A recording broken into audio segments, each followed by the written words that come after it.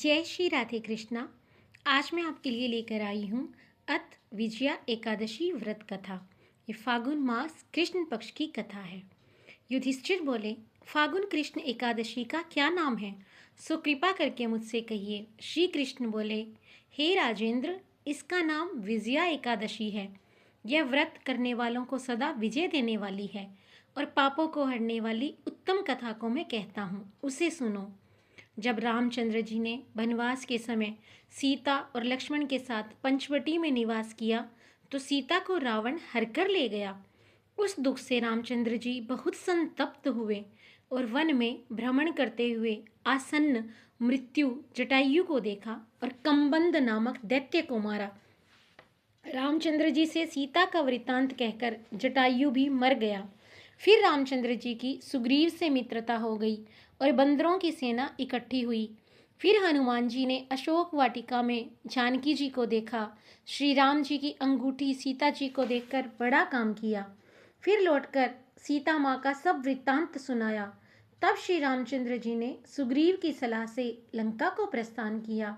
वानरों के साथ समुद्र तट पर जाकर श्री रामचंद्र जी अथाह समुद्र को देखकर आश्चर्य करने लगे और लक्ष्मण जी से बोले, हे सौमित्र, किस पुण्य से समुद्र को पार किया जाए, क्योंकि मगर और मछलियों से भरा हुआ यह सागर अथाह जल से परिपूर्ण है।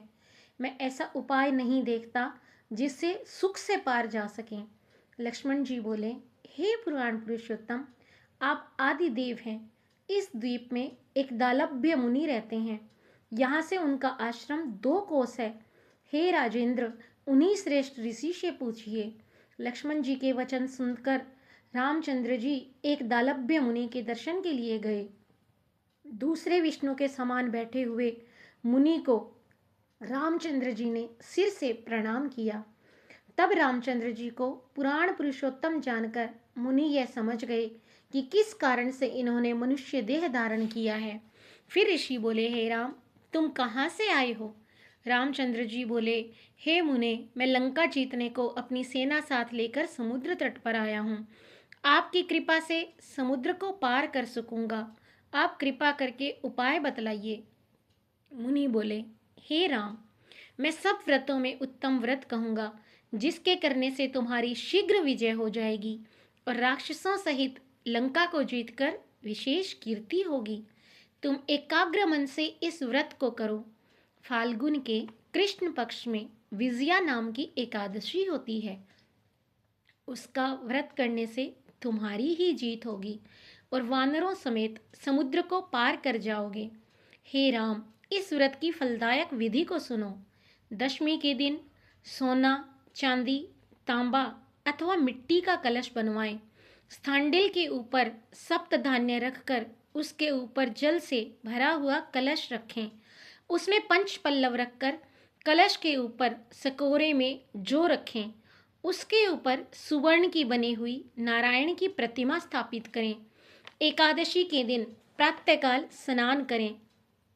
कलश के ऊपर नारियल रखकर नारायण की मूर्ति का गंध, धूप, दीप, अनेक प्रकार की नैवेद्य और अनार से भक्ति भाव से पूजन करें और दिन को व्यतीत करें। मूर्ति के सम्मुख रात को जागरण करें। द्वादशी के दिन सूर्योदय होने पर नदी, सरोवर अथवा जलाशय के पास उस कलश को जाकर विधि पूर्वक पूजन करें। हे राजेंद्र, मूर्ति समेत उस कलश को विद्वान ब्राह्मण को देवें। हे राम, इस विधि से सेना समेत यत्न पूर्वक इस व्रत को करो, इससे तुम्हारी विजय होगी। इस वचन को सुनकर रामचंद्र जी ने विधि पूर्वक इस व्रत को किया। इसके करने से रामचंद्र जी की विजय हो गई।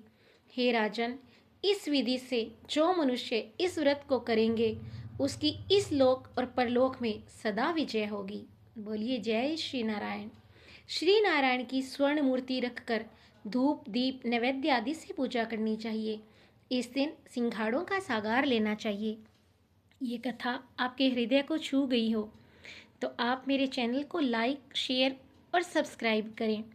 और हाँ, कमेंट में बताएं कि आप में से कौन कौन एकादशी का व्रत करता है। जय श्री राधे कृष्णा।